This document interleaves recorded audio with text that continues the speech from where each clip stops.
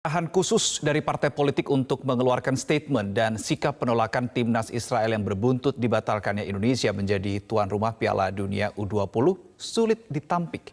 Sekjen DPP PDIP Hasto menegaskan sikap kader PDIP termasuk Ganjar dan Koster sudah sesuai dengan arahan Megawati Soekarno Putri. Serangan bertubi-tubi di media sosial terhadap Ganjar dan Wayan Koster, dua kepala daerah kader PDIP, gara-gara menyuarakan protes menolak timnas Israel yang berbuntut dibatalkannya Indonesia sebagai tuan rumah Piala Dunia U20. Setelah serangan netizen ini, PDIP kini sibuk mengklarifikasi. Saat Sekjen DPP PDIP Hasto Kristianto menjelaskan apa alasan Ganjar dan Wayan Koster menolak timnas Israel, ia menyinggung-nyinggung sikap Megawati yang kokoh dan telah diikuti para kadernya.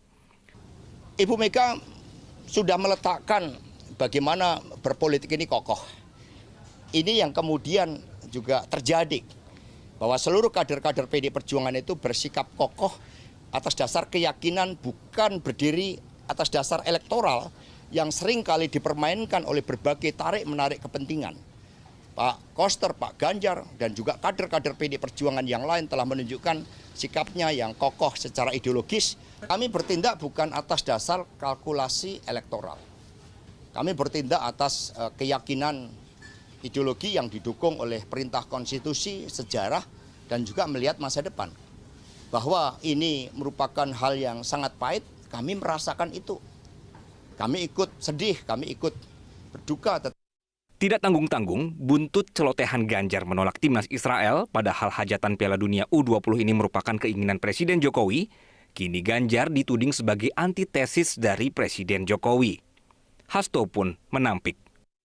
Antara Presiden Jokowi, kemudian Ibu Mega, Pak Koster, Pak Ganjar, kami semua dari kader partai itu senafas.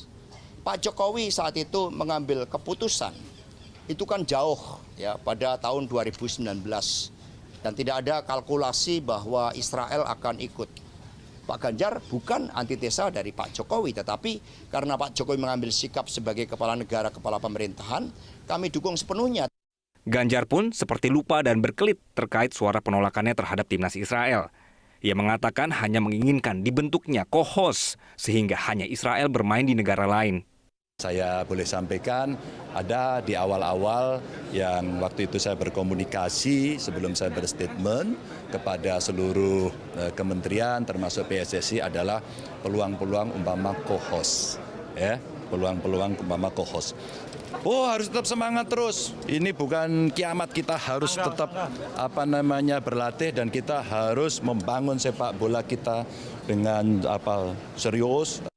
Sementara itu di Bali, komunitas peduli Timnas Sepak Bola Indonesia Bali menuntut Gubernur Bali Wayan Koster dan Gubernur Jawa Tengah Ganjar Pranowo meminta maaf kepada masyarakat Indonesia. Dua orang kepala daerah inilah yang menjadi penyebab gagalnya Indonesia menjadi tuan rumah Piala Dunia U20. Aksi protes komunitas peduli Timnas Sepak Bola Indonesia Bali ini dilakukan di gedung DPRD Bali. Jika Wayan Koster dan Ganjar Pranowo tidak segera meminta maaf, komunitas ini akan membawa masalah lebih besar untuk mendesak kedua kepala daerah asal PDIP ini meminta maaf.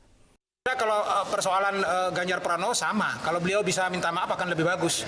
Kenapa saya fokus kepada Pak Wayan Koster? Karena saya orang Bali dan saya menganggap dari dua gubernur ini triggernya ada di Pak Wayan Koster. Karena beliau yang pertama kali ngirim surat kepada Menpora, padahal di sini ada drawing sehingga berakibat drawing batal. Di situ bedanya antara Ganjar sama Pak Koster gitu. Koordinator Save Our Soccer, Akmal Marhali, bahkan dengan tegas mengatakan jangan memilih partai politik para pihak yang menyebabkan batalnya Indonesia menjadi tuan rumah Piala Dunia U20. Tudingan politik ikut campur dalam hajatan Indonesia menjadi tuan rumah Piala Dunia U20 tampaknya sulit untuk dibantah. Mengingat dalam beberapa event olahraga yang digelar di Indonesia sebelumnya, kontingen Israel juga hadir sebagai peserta dan tanpa ada protes. Bahkan gelaran International Parliamentary Union di Bali pada tahun 2022 juga berlangsung tanpa ada protes.